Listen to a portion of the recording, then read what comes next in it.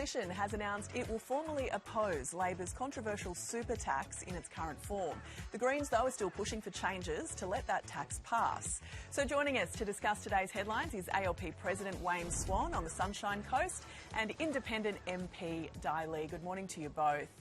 Wayne, I remember way back when you did a deal with the Greens once. Would you be advising Jim Chalmers to do the same in order to get his super tax through?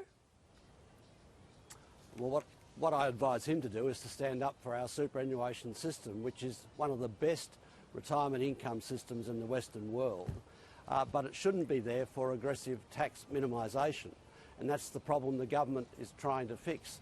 And the Liberal Party really ought to be on board for this change because it's an important protection to sustain our superannuation system for all Australians. So is it worth doing the deal with the Greens in order to get it through then?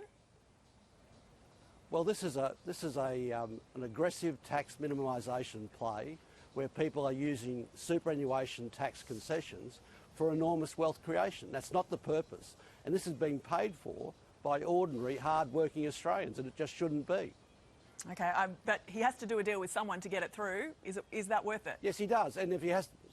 Well, it certainly is, because it's an important tax reform to stop aggressive tax minimisation that all Australians pay for. Dai, is this tax going to affect anyone who you represent? Oh, look, you know, obviously this tax is around, the issue is around the taxing of unrealised gains, Jane. So the issue is around the moral issue of taxing something that you haven't made yet. Yeah. So that's the whole concept, right? And the issue here, people are concerned that should the Labor government push this through, what other things could they be taxing us? I mean, we already know that we're taxed to the max, right? We tax when we're sleeping, we tax when we're eating, we tax when we're drinking. You know, so everything is being taxed. So I think the issue here is the moral question of what else would the government do. Okay. But of course, in my electorate of Fowler, you know, we're talking about 3 million plus. We are a low socioeconomic. I don't think there's going to be many people in Fowler affected by this, Dai. I know, Wayne, but it's about the moral question here. If you're going to tax unrealised gain, that's right. An unrealised gain, it's unrealised gain, right? So therefore, what else would you guys be taxing in the future? So we are not, you know, that Labor is a government of tax, so that's what the question is about. Dai, I notice you're being very assertive there, and assertive women have made headlines this week.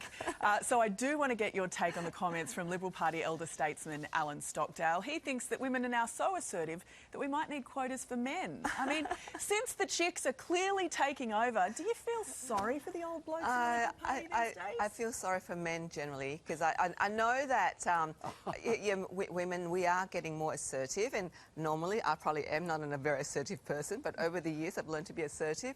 And so for men, they have to take a step back, because obviously, you know, in a men-female kind of contest, the men is kind of going to be more watching what they say, watching what they do to women. So obviously they feel probably... Do you think so, Wayne? Do you think that's the case? Look, I don't think a bloke older than me ought to be telling women to pipe down, Dai. but I think Mr Stockdale has got a huge problem. And he's going to have a lot of time on his hands, so he should go and work on his golf handicap.